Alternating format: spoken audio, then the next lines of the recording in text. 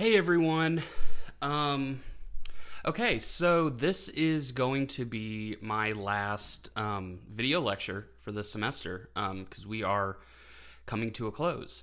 So I'm going to quickly talk about the progression of what's going to happen the rest of the semester, and then we're going to talk about the policy proposal, and then I'm going to have a short-ish lecture on policy.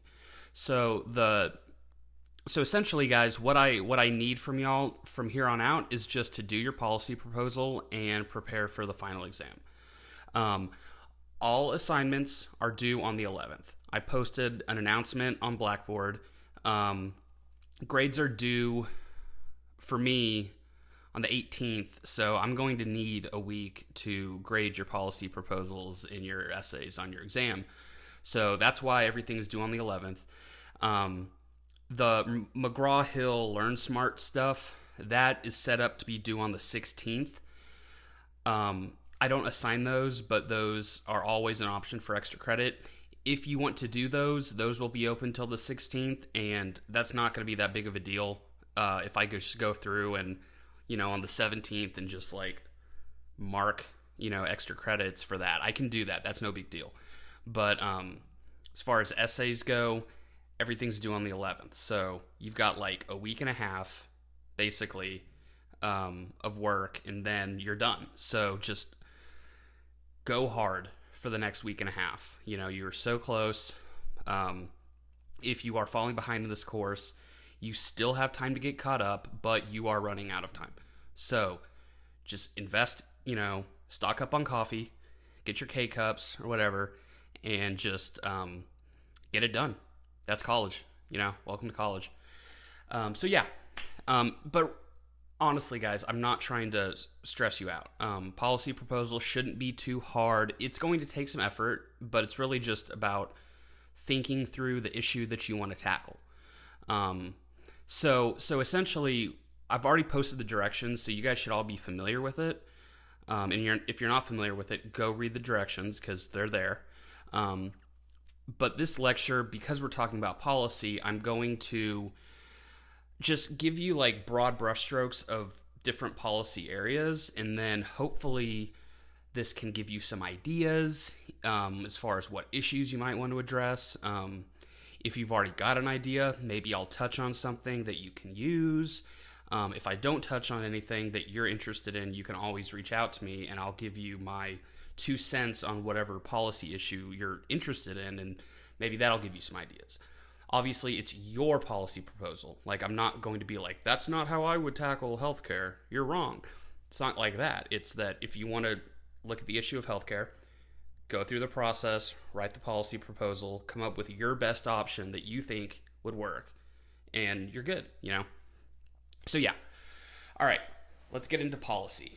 So we're going to be talking about economic policy, environmental policy, a brief thing on health policy, and then foreign policy. Foreign policy is my favorite. That was my specialization in grad school. I was international relations. So that one's going to be my favorite. But we'll save that one for last. All right, economic policy. Actually, before that, let's talk about what policy is, just to reiterate. According to the book, and according to me, policy is a course of action by government to produce a particular result. This can be, again, economic, environmental, this can be social policy, this can be social justice, this can be health policy, it could be education, it could be anything. There is a policy for everything. Everything that needs to get done by government, that becomes a policy. Make sense? Okay. So, economic policy is pretty self-explanatory. It's about how to deal with the course of action for dealing with the economic activity of the country. So through regulation, regulation on businesses, to provide for, fair trading, make sure contracts are honored, make sure, there's regulations so that, you can't like harm the environment, like dumping chemicals and stuff. Regulations are one way to keep, businesses chugging along, but not to go too far in one direction that has adverse effects on the entire country, right? Okay. So additionally, the U.S. government can promote economic activity. So, and on the one hand, you're regulating it, you're putting a hand on it. On the other hand, you're leading it, and this can be through, subsidies for small businesses, low interest loans, tax breaks, things like that. Taxing and spending, let's talk about that. That's called fiscal policy. So essentially that's taxing and spending. If you tax more, the government has more revenue. They can provide more public services. Lower taxes, more money in the average American's pocket. So depending on what your interest is, depending on what you're trying to achieve, you might favor higher taxes or lower taxes. If you're a Democrat or a Republican, your answer might already be laid out for you. You know what I mean? Like, Democrats will prefer higher taxes because they like to provide public services, whereas Republicans are less likely to want to provide, public services through tax dollars. They think, it's my money. Why should I have to spend it? So it just depends on what the administration is, what party they are, what the current situation at the time is. It depends on a lot of things, but ultimately taxing and spending can either stimulate revenue for the country, or it can increase, money in people's pockets if you give them tax breaks. Make sense? Okay. Now, the last way is through monetary policy. So this is different than fiscal policy. Monetary policy is essentially the amount of money in circulation and the interest rates.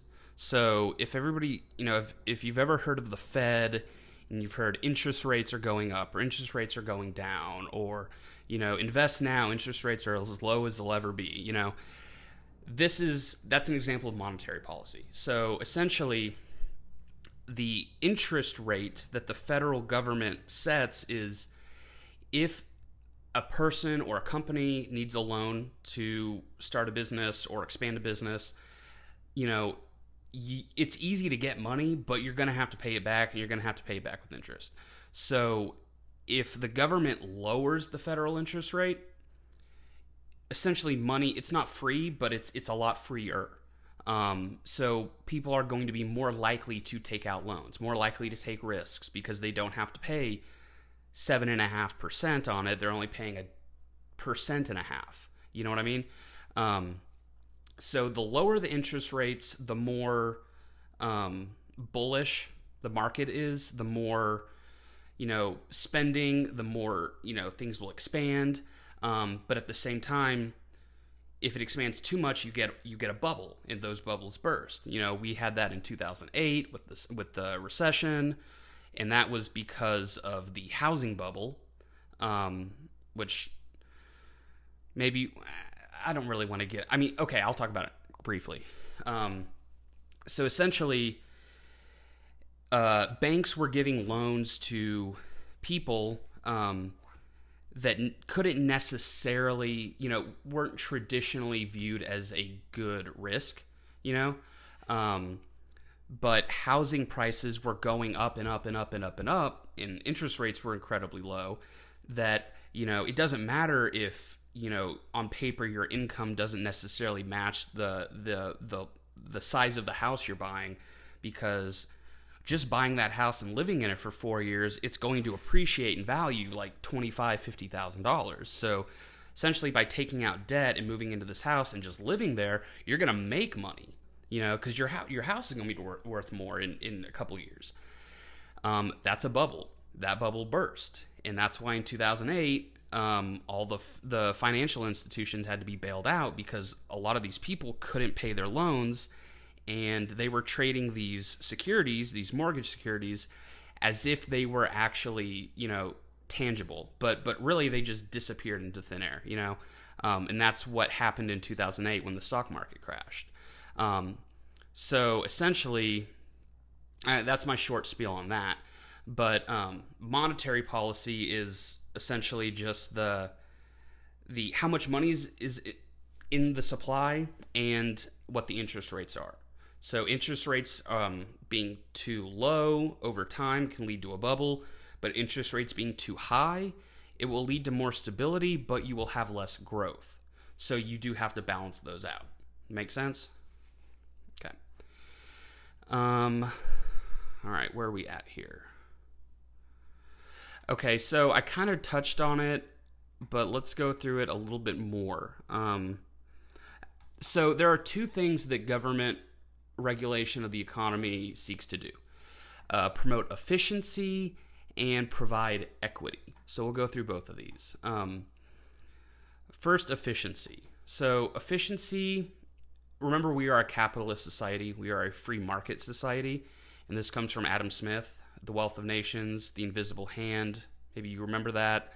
Essentially, the invisible hand is the free market, the profit motive, where, you know, everybody is essentially following their own self-interest. They're trying to take care of themselves, but in a capitalist system that provides benefits for everyone, because, you know, you work at a bakery, somebody gives you money for your goods, you take that money, you go to the butcher, you pay the butcher has money to feed his family, he can go to the dairy person and get eggs, and the cycle continues, the invisible hand, blah, blah, blah. Now, efficiency is caused through this competition because, you know, if the baker has really good prices, they're going to have all the customers. But if they don't have good prices, they're going to lose all the customers. So, you know, efficiency means providing the best product for the lowest price. So over time, in a free market, you're going to get bakers competing against each other. They're going to come up with the most efficient methods to provide the best goods, the cheapest, so they can stay competitive, right? Okay. So the government's interest is maintaining a healthy, competitive, capitalist economy, but at the same time, too much efficiency, or I'm sorry, not too much efficiency, too much competition can have adverse effects. So this can result in monopolies and trusts, which are, you know, one corporation or firm owns an entire industry, or multiple firms or companies engage in like price fixing, where they artificially set the price way too high and they just all agree to play by those rules, and then the people are screwed. They just have to pay $12 for a dozen eggs or something, you know? So you need some regulation to keep the competition from becoming too one-sided in the favor of corporations. Now, this essentially gets into the equity part. So let's talk about equity. Equity is providing fair outcomes for all parties. So honoring contracts. You know, okay, not allowing price fixing. $12 for a dozen eggs. That's going to be my example. That's too much. You know, that's not fair to the consumer. Furthermore, it could be things like, you know, minimum wage. That's, you know, fairness to the worker, or, you know, workers' compensation if you get hurt on the job, or, you know, anything like that. Anything to keep every party involved in the economic chain taken care of and not forgotten, essentially. Okay, so now let's move on to environmental policy. So a couple of you guys have chosen your topic to be, you know, something dealing with the environment. So hopefully this might give you some ideas. So the first thing, the reason why we have environmental policy is to essentially provide the public good that is a clean environment, clean air, clean water. Everyone benefits from that. It's kind of essential to what a government should provide. I think you can make the argument that if government has the responsibility to protect the life, liberty, and property of its people, part of life is being healthy, having healthy, water, having clean air, stuff like that. So environmental policy has been essentially started in the 1960s and 1970s. 1963, they passed the Clean Air Act. 1965, they passed the Water Quality Act. And then in 1970, President Nixon created the EPA, the Environmental Protection Agency. So these bills, agencies, laws are mainly focused with reducing what's called externalities. So I don't know if y'all have ever heard that term, but it's essentially collateral damage, cost of doing business. It's essentially the additional costs that are unpaid and unseen until it is too late. So these are your oil spills, the barrier reefs are dying, death of animals in the ocean, rising temperatures. In the future, that could come to actually displacing villages and civilizations that are close to water. These are externalities. So keeping with the equity of respecting all people involved, society at large is involved. So equity also applies to the entire community, and that's why businesses are expected to minimize these externalities, and that's why we have environmental policy to regulate them. So global warming, let's talk briefly about that. It has been increasing since they've been taking data for the last 150 years. So it's been rising for the last 150 years, but it's really increased in the last 3 decades. And the responses to this are varied. It could be, we need to do something about this now. We should wait until the science is more defined. Or it could be, on the other end, even if it's happening, we can't slow the economy down. We can't change things too much. It just is what it is, right? So depending on your stance, your policy position on global warming might be very different. You might say that our timetable needs to be 12 years, like AOC says, Green New Deal. Or you could say we need to be, neutral emissions by 2050. Depends on how fervent you are. Or you could say we shouldn't do anything. You can make that case. So yeah, global warming is one issue. And the other thing about it is that no one country can deal with this alone.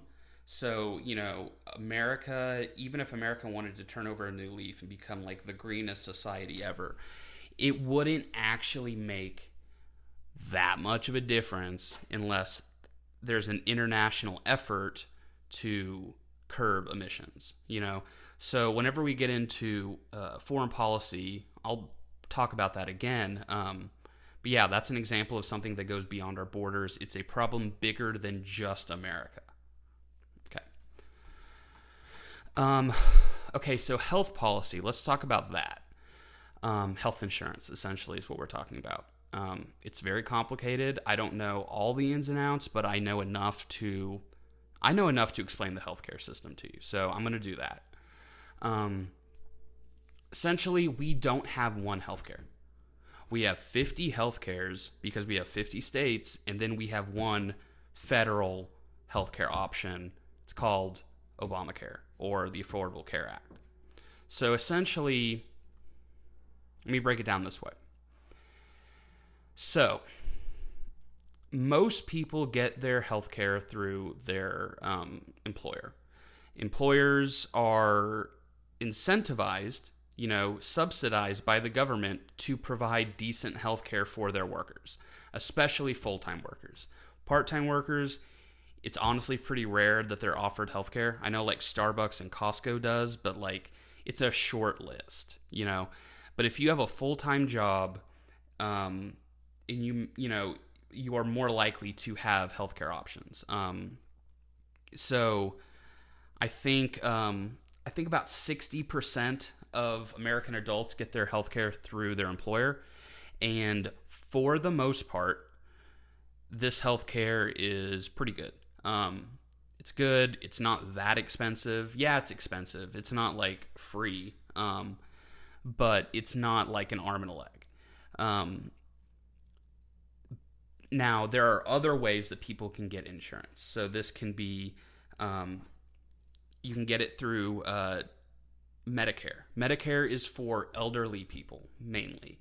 I think it's 65 when you become eligible for Medicare, but essentially you pay into it your entire life. Me and you are paying taxes, are paying into the Medicare system. So when we turn 65, we get it as well. So that's healthcare for elderly people. You also have Medicaid, which is healthcare for, it is some elderly, it's some children, but it's mainly people with lower incomes. So you can get it private healthcare through your employer. You can get Medicare for elderly people. You can get Medicaid for low income people. Or if you're in the military, you have the VA. Or you can just straight up buy it private directly through the insurance company. That's going to be the most expensive because the way you keep costs down is you pool more people into the system. More people are paying into the system. Most people don't need healthcare every month. Most people can honestly function 99% of the time without healthcare because most of the time people are healthy. So you've got a bunch of healthy people paying into the system.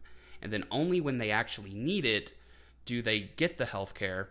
But because they've been paying in and everyone's been paying in, the cost of providing healthcare when they need it is a lot lower, and that's why your rates are lower. If you just get it directly through, just private insurance directly through Blue Cross Blue Shield or something, it's going to be a lot more expensive because it's just you. Okay? So that was the old way. Obamacare came along and tried to essentially expand the options for people that were not able to get insurance through any one of these, like those four ways. So what he did, or what the Obamacare law consists of, is the creation of the individual marketplace, which is kind of like, it's kind of like employer insurance in the sense that you get a bunch of people and you pool them together, the same thing, healthy people paying in, they only, so when they need health care, it's not that big a deal to provide it to them.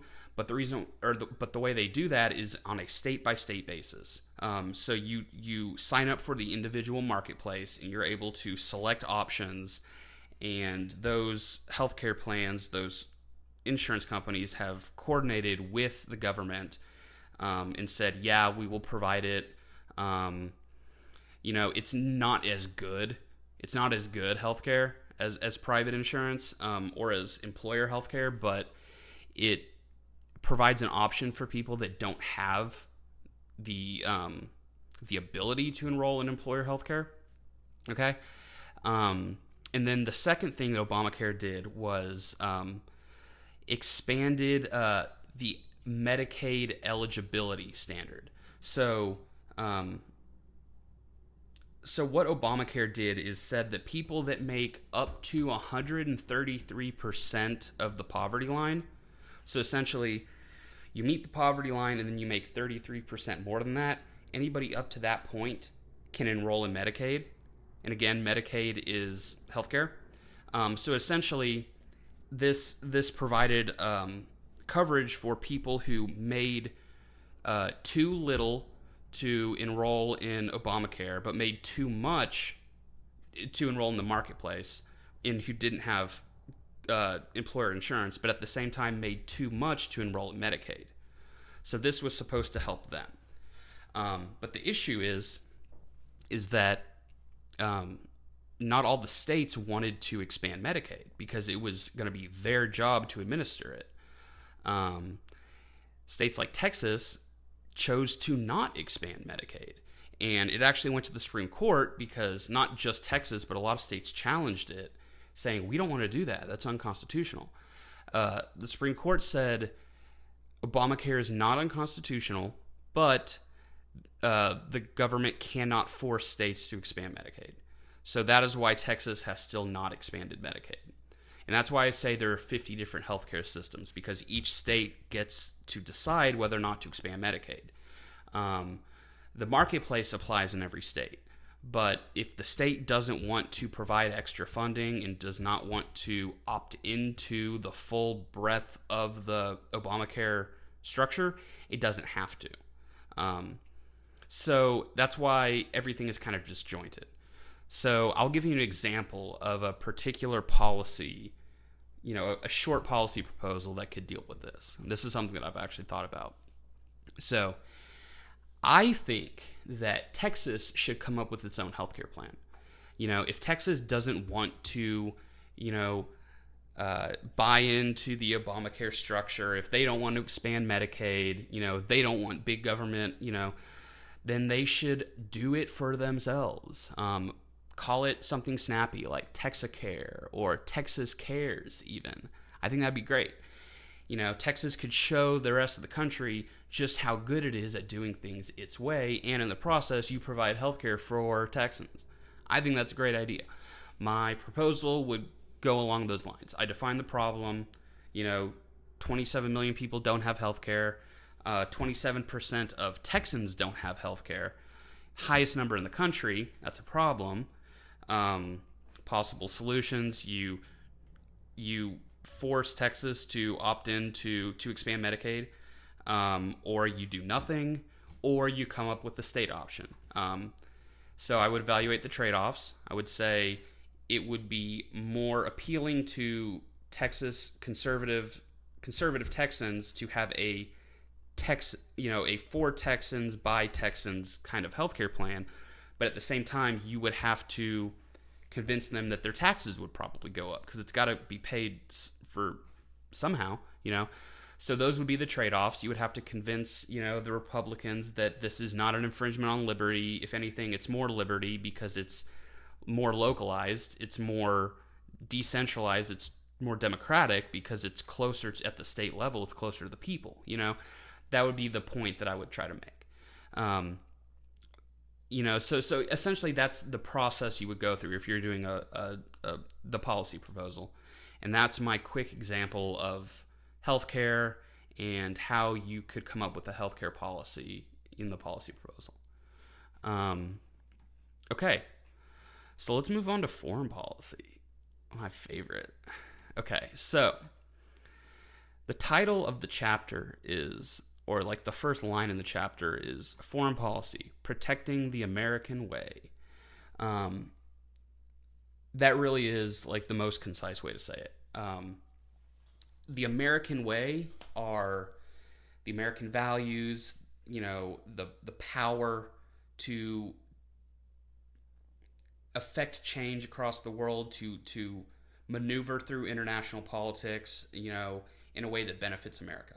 So essentially, this is called the national interest. If you ever hear a politician say, I'm going to do what's in the national interest, it's always about that. So this goes back to Thomas Hobbes. So how we live, in the state of nature before government. It was a state of anarchy. There were no rules, and people, being rational and self-interested, not rational as in they make reasoned decisions, but they make cost-benefit analysis. This will benefit me, this won't. People pursue their self-interest, and that's why you need government to keep people from essentially killing each other. Self-interest relates to the national interest. We can think of states, and when I say states, I mean countries. I know I've talked about that. We can think of sovereign states as essentially people. States have interests. States do things to pursue their interest. Additionally, in the international system, the system itself is anarchic, the same way the state of nature was for Hobbes. So what this means is that there is no higher law, to rein in on rogue nations or rogue states. There is really no, how do I explain this? Okay, so you can't kill someone because there is a higher law, there's a Texas law and a federal law that says you can't do that. There is no formal higher law that supersedes state sovereignty. So American law and Russian law and Chinese law and Malaysian law and Canadian law. They are all equal to each other. None has the authority over the other. So therefore, you can think of this as an anarchic system, the same way Hobbes would describe. No person has any higher authority than the other, and that's why you can take the law into your own hands. So when it comes to international politics, you essentially are trying to maneuver through an anarchic system, and because the system is anarchic, is going to be an environment where there are a lot of threats, national security threats. So when we say national security, it is in the national interest to be secure against potential enemies because there is no higher law to keep them in check. Now, we do have things like the UN, and we have international organizations, but we'll get into that. Those things were created as a remedy to the anarchic system, for sure. And we'll talk about that a little bit more. So what are the methods that America pursues the national interest? Diplomacy, like ambassadors, treaties, making deals, going to visit, the president of Japan and saying, we're totally cool with doing these trade deals as long as you keep an eye on China for us, stuff like that. And then the flip side of diplomacy is military power.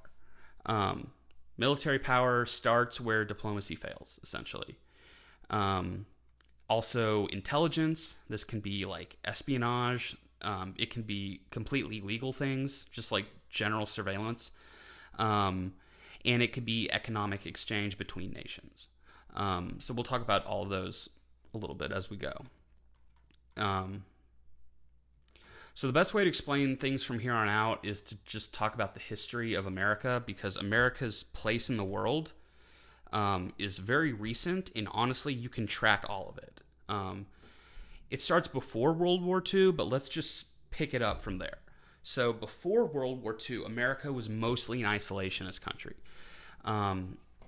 People argue that the Spanish-American War was the first, that was the time we became an interventionist country, but for the most part, we can say that America was isolationist. And what that means is that America was not interested in engaging with the world. We were not interested in foreign wars. We were not interested in getting embroiled in the conflicts in Europe. We were not a colonial power. We were not trying to invade people. We were literally just doing our own thing. In our own hemisphere, we were super dominant. If any other country infringed on our area, we were pretty hostile. But as long as you don't mess with us, we don't mess with you. That was the MO. That's what it means to be an isolationist. However, after World War II, America became an interventionist country, partly out of necessity and partly out of opportunity. So essentially, after World War II, all of the European powers, all of the great powers were just destroyed.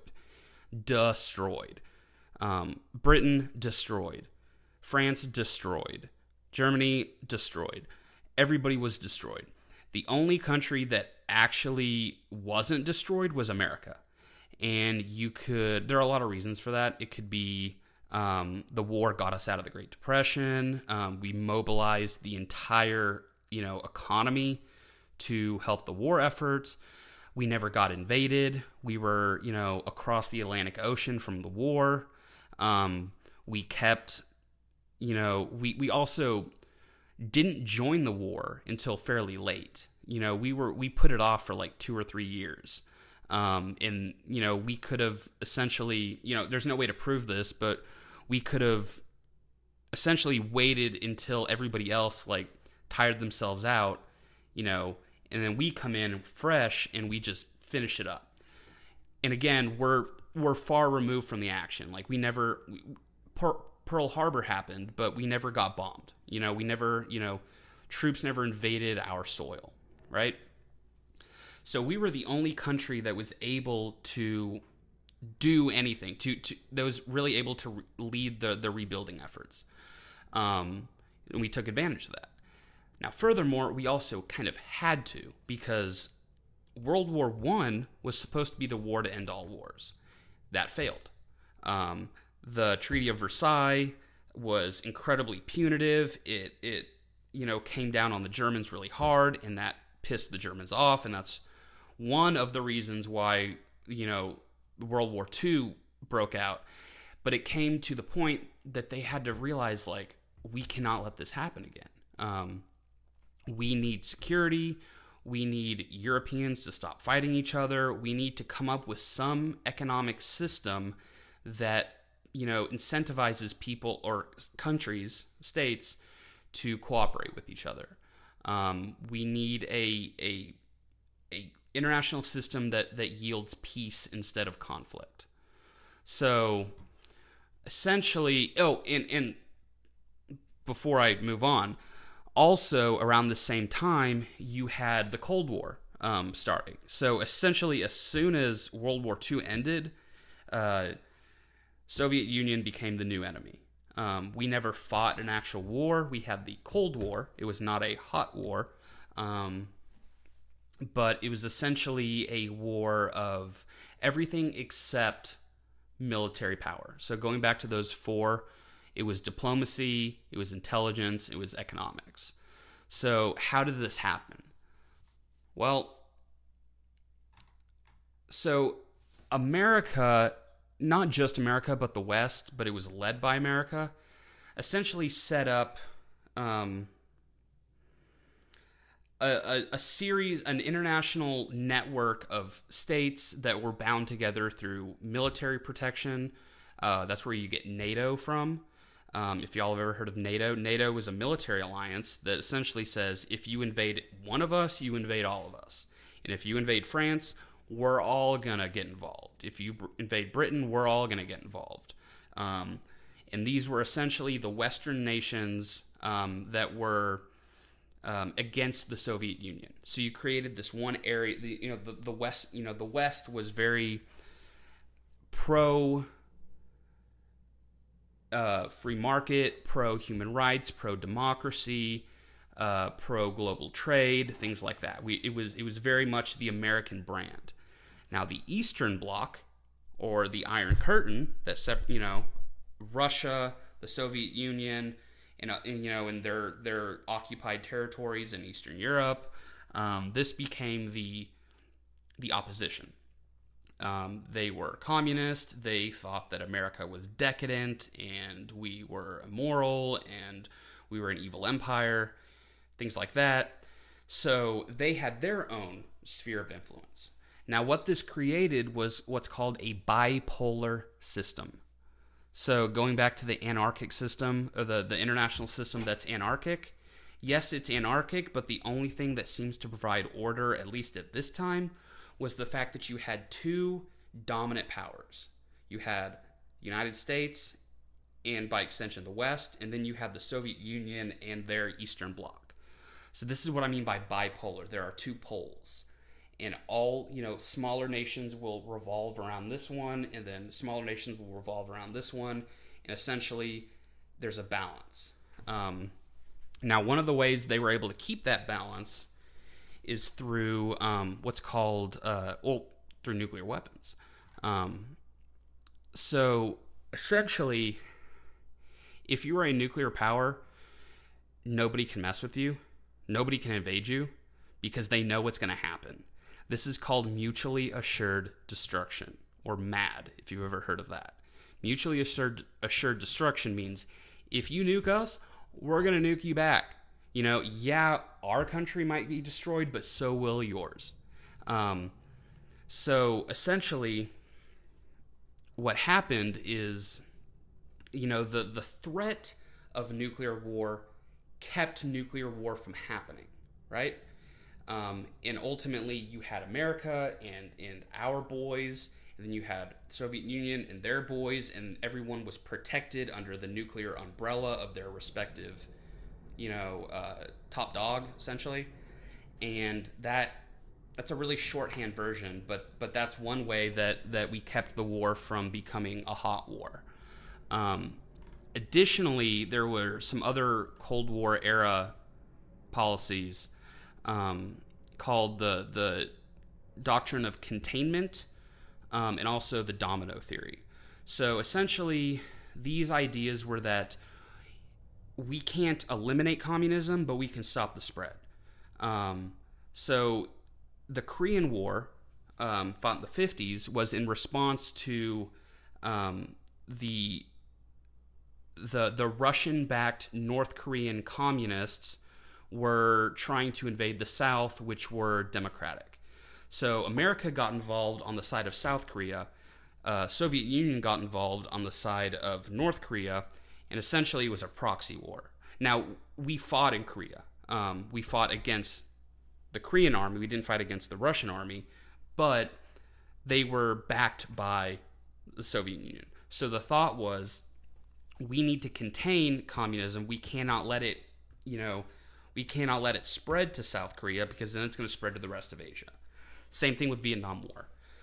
North Vietnam was communist, and they were coming in and, going to take over South Vietnam. South Vietnam was democratic, so America came over, and our premise was, if we don't stop communism from coming into South Vietnam, it's also going to travel to Laos, Cambodia, Malaysia, and the rest of Asia. So that's the domino theory. If one domino falls, they all fall. Make sense? Okay. So that's Cold War foreign policy, essentially. Now, the Cold War ended. So what happened after? That's the next chapter in our progression.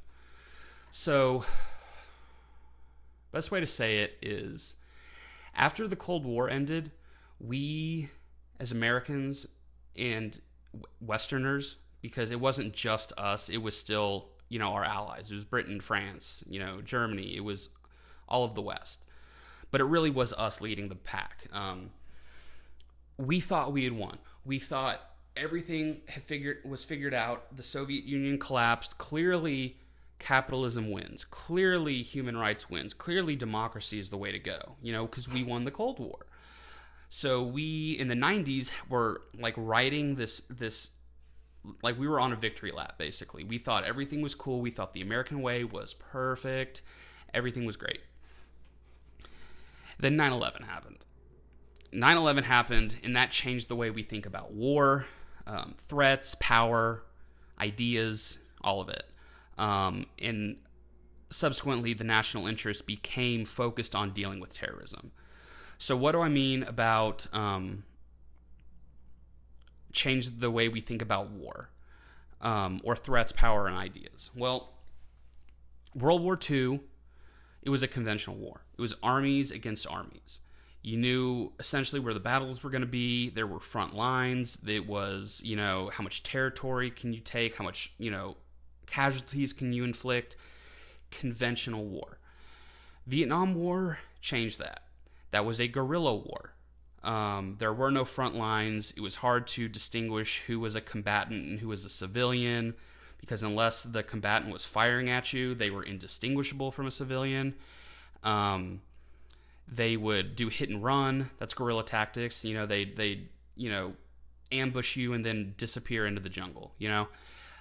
A conventional war, or an army made to fight a conventional war, cannot do very well in those situations, because you can't, it's hard to keep, an entire battalion safe when you don't know how close you are to the enemy. You don't even know if you're in safe territory. You know what I mean?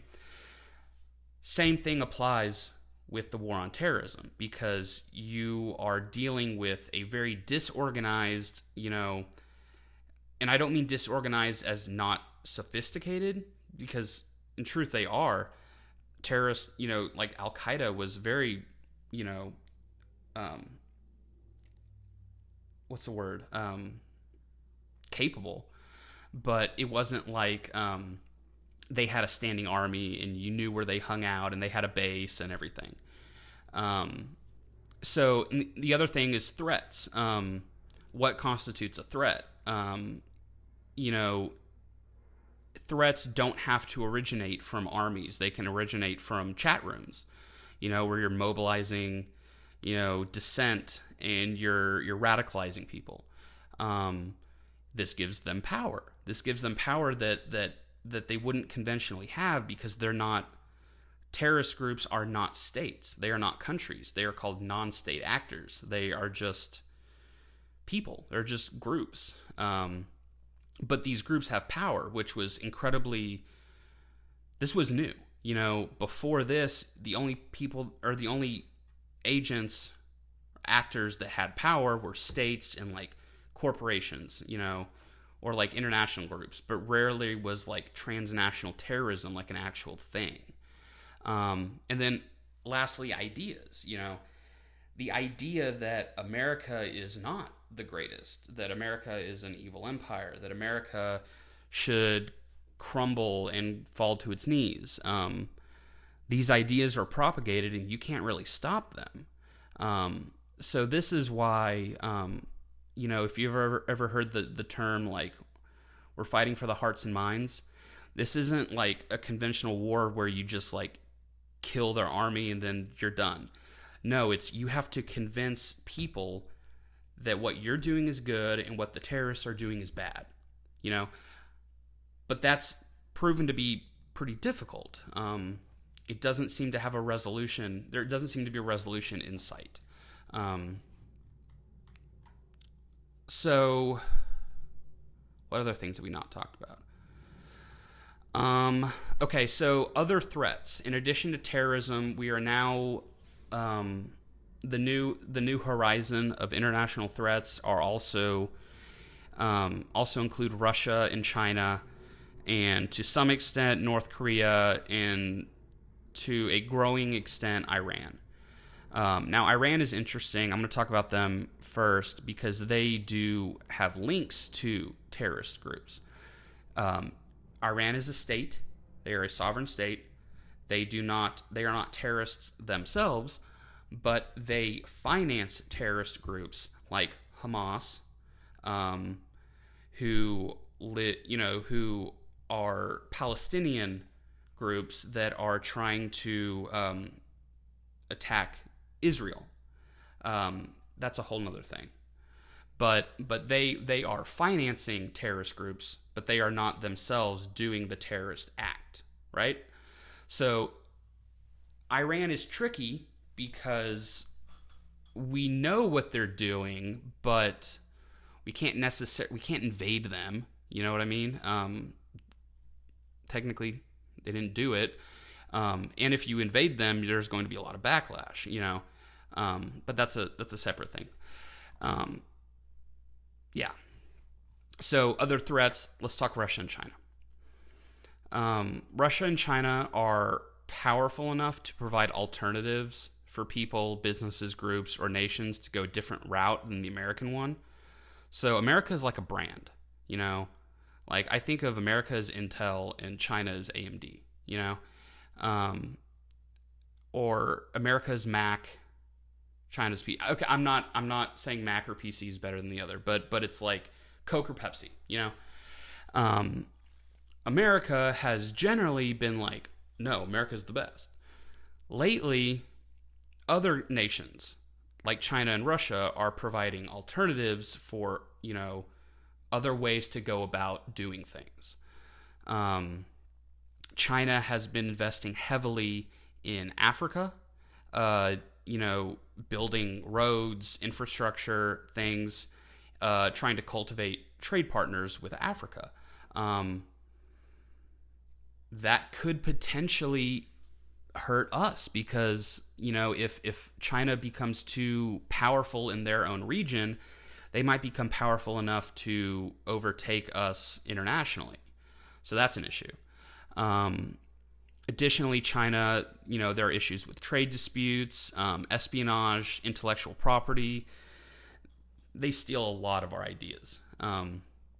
They're rapidly increasing their military presence, cracking down on individual freedoms in Hong Kong. Hong Kong was traditionally a kind of an enclave where, because it used to be a British, occupied by the Brits, and then Brits gave it back to China, but the agreement was Hong Kong can still be capitalist, even though the rest of China was communist. And that was the MO for a while. But now China is cracking down on Hong Kong, saying essentially the old way, that doesn't exist anymore. Now we're doing it our way, and we have the power. You're not going to do anything about it. Essentially, that's what's going on. Additionally, China still maintains that Taiwan is a part of China. That goes back to, the history of the Chinese Civil War when Mao Zedong came to power, but I won't go into that. But essentially, if China ever invaded Taiwan, that would be a huge catastrophe for America, because that is something that is not supposed to happen. But if it does happen, there's not really anything that we can do about it, at least not militarily. We would have to engage in diplomacy, intelligence, or economic trading with other nations to be able to put pressure on China to make them not want to do that. But again, because China is a nuclear country and they're powerful, if they decide to do that, if they decide to flex their muscles, we're going to have to decide how we want to react to that. Make sense? Because if a country exerts too much power, it essentially implies that the other great powers are unable to keep them from doing that. So the more power China gets, the less power we have. At least, perceived power, Okay, so that's my short spiel on China. Russia. So Russia has never been an ally.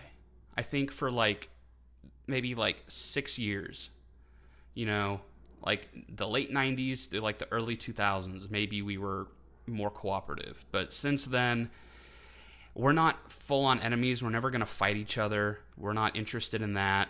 But again, they are their own brand, and they want to do things differently. They have their own version of Facebook. They have their own version of social media. They do it the Russian way. But the things that they would do during the Cold War, like espionage and the KGB and active measures, things like that, that has kind of stayed. So fake news, like the Russian Twitter bots, like the troll accounts, disinformation, fomenting revolt amongst people or dissent amongst people, that is what they do. And they use social media to do that. They are also becoming more hostile in their own region, especially after annexing Crimea. Crimea was a part of Ukraine, but Ukraine was originally a part of the Soviet Union. Well, it was occupied by the Soviet Union. After the Soviet Union collapsed, Ukraine became a sovereign state. Clearly, Russia never viewed Ukraine as a sovereign state. And in 2012, it was either 2012 or 2014, Russia just straight up took over Crimea, which is like a southern coastal port area of Ukraine. It really used to be a part of Russia. Like a lot of the prestigious Communist Party officials and KGB people, they would all have summer homes or vacation homes in Crimea. That was like their getaway, their little Nantucket. So they took it back. What did America do about that? Pretty much nothing. Publicly we, what's the word? Publicly we criticized it. We condemned it. We talked about censoring them. We talked about putting taxes, or not taxes, sanctions on them, essentially punishing them economically for doing that. But nothing really has happened since. And not only that, Russia and China have now teamed up, and they are doing more business with each other. And essentially they're saying, we don't need America. Together we can do things, and then we'll become, essentially, unfortunately, they might in the future become powerful enough to really not displace us. I think America will always be the preeminent democracy in the world, but I don't think American power is going to be what it used to be. I think in 20, 50 years, 20, 30, 40 years, I think American power is going to be not nearly what it used to be. That's my own. But then again, empires I mean, we're not an empire, but all, great powers, ebb and flow. It's not like Britain is a nobody now, even though they used to be the largest empire in the world like 200 years ago. It wasn't that long ago that the British Empire was number one. I think we can expect America to not always be number one, but at least for the meantime, we still are. I'll say that. Okay. Lastly, what I want to do is compare a Trump type of foreign policy with a Obama/Biden style foreign policy, because they really are different. So let's start with Trump. Trump is America first. Every foreign policy objective needs to be in America's best interest. That seems pretty straightforward, right? Because again, everything is about the national interest. So everything you do should further America's interest. But what this really means, or what this means in practice, is that Trump is more of a unilateralist. Unilateralist means lateral. You do it your own way. You don't necessarily worry about international agreements. You don't necessarily worry about treaties. You don't necessarily worry about the UN, because the cost of paying into those, or the cost of being a part of those organizations, in Trump's view, does not further the national interest the way going at it alone would. So that's why Trump was threatening to pull out of NATO. That's why, because he thought that the other nations weren't paying their fair share. That's why he took us out of the Paris Climate Accords. Trump is what's called very zero-sum. So zero-sum means if you win, I lose. If I win, you lose. Positive 1, negative 1 equals 0, right? So this is a unilateralist. You go at it alone. Now, Obama's foreign policy, and I'm assuming Biden's foreign policy, if he, President-elect Biden, I'm assuming his foreign policy is going to be very similar to Obama's. It might be a little different, but I think in broad brushstrokes, I can tell you what his foreign policy will be. Obama and Biden are what's called a neoliberal. Now, a neoliberal does not mean a liberal. Doesn't mean you're a Democrat. Neoliberal, Ronald Reagan, Republican president, was a neoliberal. Neoliberals are more about cooperation, international organizations, NATO, the UN, World Bank, International Monetary Fund. International organizations lead to cooperation. Cooperation leads to stability, because when nations are tied together through agreements, institutions, international norms like human rights, in adhering to international law, the anarchic system becomes more predictable and stable. It is going to be really hard, or it's not going to be in a state's interest to buck the system if the system has been working for them, right? So America traditionally has paid more of a cost to keep more people on board. That is why we contribute the most, money and resources in NATO. That's why we, have what's viewed as, unfair outcomes for American, or for international agreements, because essentially we're bribing the international system to keep going along with our democratic neoliberal way of organizing international politics. So the neoliberal bent, the neoliberal kind of praxis, essentially started after World War II, started during the Cold War, because we were incentivizing, our allies to be on our side by saying, we're going to make you rich. We're going to provide free markets. We're going to patrol the seas so you can sell your goods anywhere in the world, anywhere other than the Eastern Bloc. You're going to make money. You're going to be safer. We're going to be safer because we have each other. It's going to be great. That's neoliberalism. Trump was not a neoliberal. Trump was saying, I don't care about NATO. I think it's dumb. I don't understand the point. There are some arguments to be made for that, but he was definitely a break from the norm. Let's just say that. Obama and Biden are going to be more conventional.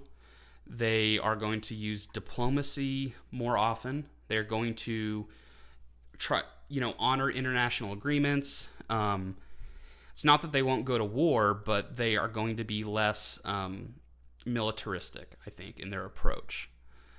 So we'll see if I'm right. But yeah, that's my spiel on foreign policy. I hope that was interesting to you guys. I enjoyed talking about it. Okay, yeah. So that was my lecture. To recap, do your policy proposal. It's due on the 11th. Do your exam. It's due on the 11th. I will post it not this Monday, but next Monday. So I forget what day that is, but it's the Monday before the 11th. I will post the review as well. I will post a review this week, but I'll do the same thing where the test will be open all week. So will the exam review. The only stipulation is you have to turn in the exam review before you turn in the exam. Make sense? Same format as last time. Cool, guys. Have a good one.